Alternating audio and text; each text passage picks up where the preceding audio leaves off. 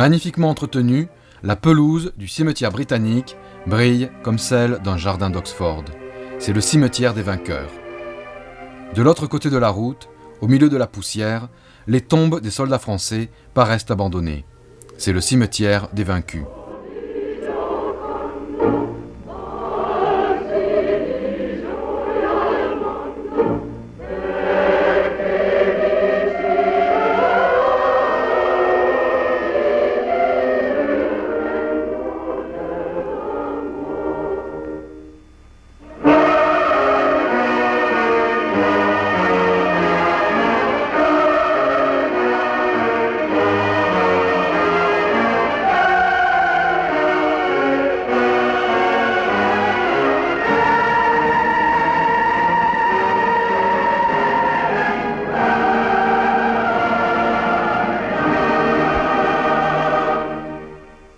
Entre soldats, après la lutte et dans l'honneur.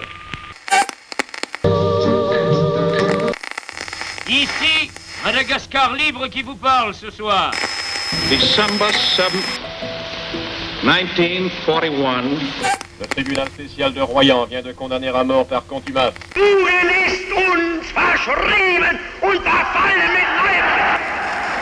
Pour propagande radiophonique séditieuse et anti-française.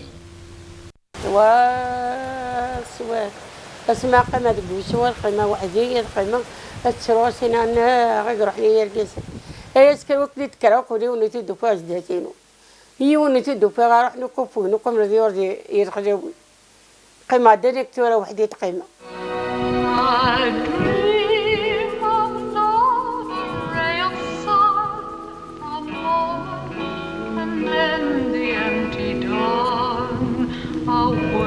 Awakens the lonely heartbroken.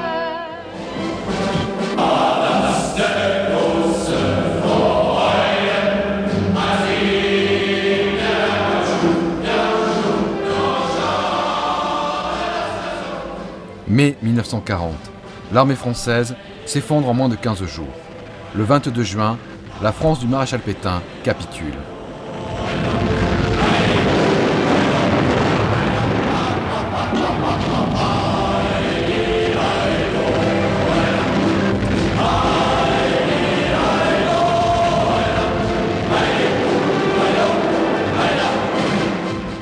Vous n'êtes ni vendu, ni trahi, ni abandonné.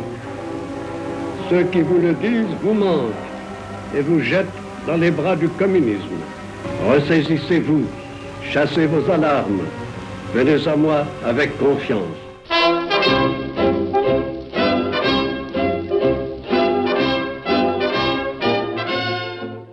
Pour lui demander s'il est prêt à rechercher avec moi, entre soldats, après la lutte et dans l'honneur, les moyens de mettre un terme aux hostilités.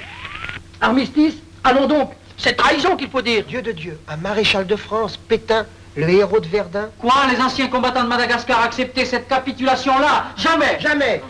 Et dans la période coloniale, Madagascar avait une importance considérable par rapport à la Réunion sur le plan des relations, sur le plan du ravitaillement et tout.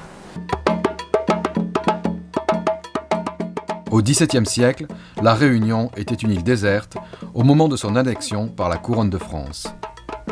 Dans les années 1930, cette vieille colonie sucrière connaît un mouvement revendicatif en faveur de sa transformation en département français. Un mouvement dirigé par Léon de Lepervenche et le docteur Raymond Vergès.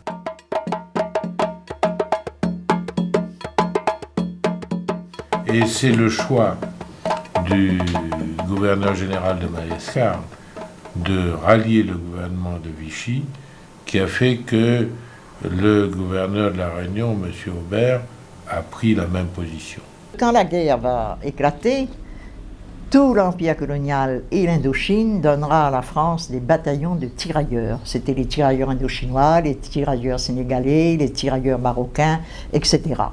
Et à la défaite, ils vont être mis dans des cantonnements, notamment du côté de Bordeaux, On a eu les Indochinois, je crois bien qu'ils étaient cantonnés à Bordeaux. Et puis un jour, on ne sait plus trop, je pense que du côté du maréchal Pétain, on ne voulait pas avoir ces demi-prisonniers dans des camps en France, et on les a rapatriés sur Madagascar.